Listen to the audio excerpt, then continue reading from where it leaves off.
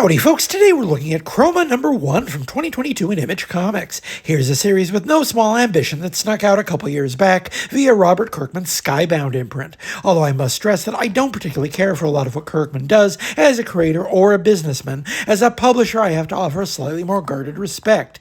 He's developed a number of popular franchises such as The Walking Dead and Invincible, and proved himself in the field of licensing, reinvigorating the Transformers and G.I. Joe into direct market juggernauts after years of what now seems rather sleepy underperformance. But despite my qualms, he regularly uses that success to provide a platform for other creators outside of the realm of more commercial licensed fare. Just last year, we looked at Stellar on here, a series that seemed to exist for the sole and noble reason that Kirkman really likes Brett Blevins. I certainly can't gainsay that kind of motivation, even as I might otherwise find room to criticize the outfit. The Skybound business model is, for better or for worse, the final evolution of the Image business model, a packaging service with deep pockets employing a large squadron of creators in the service of work-for-hire licensing. Is that what the Image founders intended back when they forged the first compact? Honestly, yes, there's simply no contradiction here, as incongruous as it might seem for readers of a certain age to see so much licensed material shipping under the Image banner.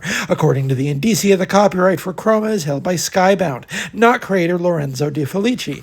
If it seems backward from a certain perspective, it can't be ignored that the 4-issue series in our hands today looks to represent the better part of a year's labor. De Felici is a talented creator, but talent doesn't always pay the bills, or we'd have a lot more Starhenge on our shelves. So we are left with the understanding that the Skybound model appears to be working for a number of creators, or they wouldn't be doing it.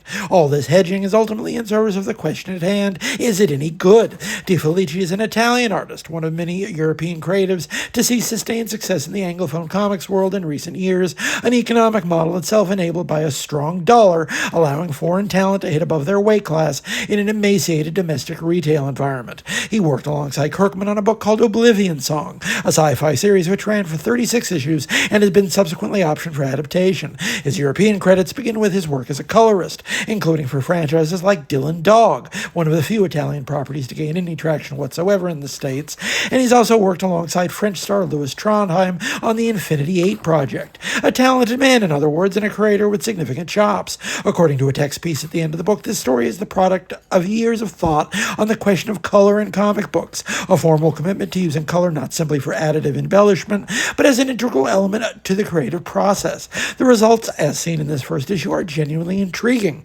Although I am less familiar with De Felici's work, this first issue is a promising start for someone who plainly yearns to stretch his legs.